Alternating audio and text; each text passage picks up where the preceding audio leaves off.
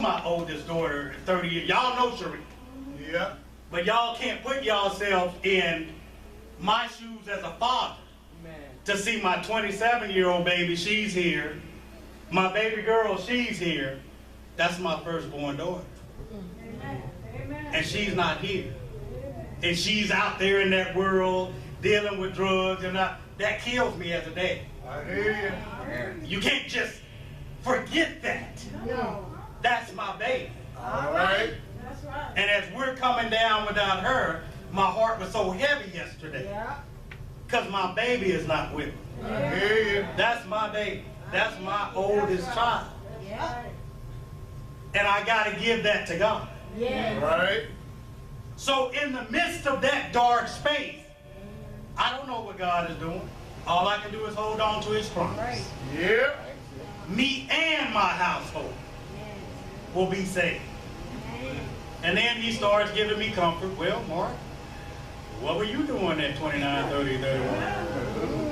I was getting high. Oh, okay. I was doing the same thing. Yeah. I started preaching to 31. It's like, so if my grace covered you, Yeah. why can't it cover her? Yeah. Yeah, Lord, you sure right. What was I doing at 30? Yeah. I wasn't doing this. Okay? So in the darkness, I have learned to look for Jesus. That's right. That's a dark space that I wish I could just change and control, and she's back. I can't do nothing about it. That's a dark space I have to give to Jesus. There are some dark spaces that you all have to do the same thing with. That's right. Know that God is with us, because we sometimes think Christianity is a quick, this is not a 100-yard sprint. It's a cross-country, That's right. lifetime race. Oh, yeah. In other words, we beat ourselves up because we don't really understand that we don't possess, we have never possessed, we will never possess the power to overcome the devil in our own strength. Thank you. It's not going to happen.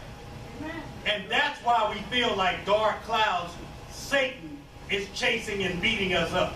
We're still trying to win some battles in our own strength. That's right. And we just won't get off the throne of our hearts and say, Lord, come in. Glory, your presence, I surrender. I'm coming out with hands up. Y'all do know that's why they come out with their hands up. That's right. That's another way of saying, come out with your hands up. I surrender. I surrender. Okay? That's what we need to be with the Lord in a lot of our dark spaces. I've tried everything I can, Lord. I surrender. I don't have the power to deliver nobody. Yeah. I don't have the power to overcome the devil with my dark spaces in certain areas. So you know what? I need you. I give up. I surrender. Guess what? God knows this. And that's why he desires to come right in and hear us say, I give up. I surrender. I cannot do this without you. It wouldn't surprise me if God ever said, about time. That wouldn't surprise me at all. Hallelujah. If God just said, well, about time. God knows our frame.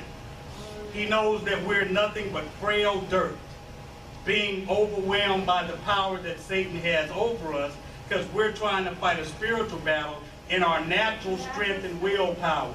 But with God's spirit and presence dwelling within us because of what Jesus did for us, we can now stand and fight while recognizing that Jesus is right there in the darkness with us.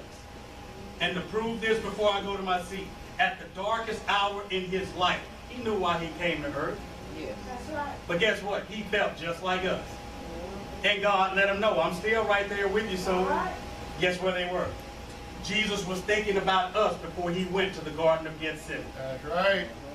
Betrayed, lied on, deserted, spat upon, and yet he endured it all, remembering that God was right there with him.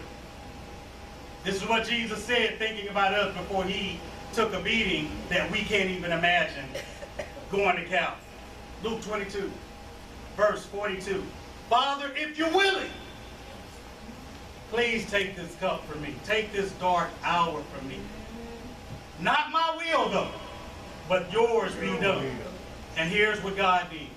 He sent an angel from heaven that appeared right with Jesus to strengthen him to go right on through That's right. the darkest point of his life.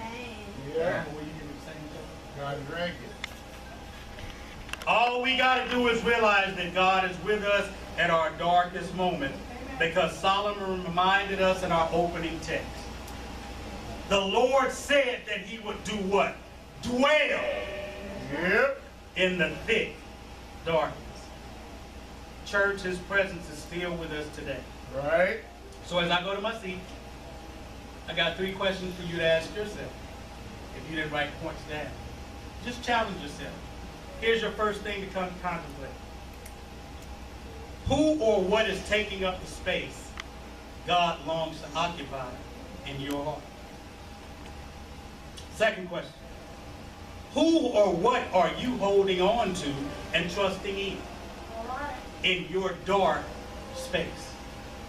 And point number 3, challenge yourself. Do you look for God in every situation, Think about it. believing that he is literally right there with you? This is your opportunity for prayer.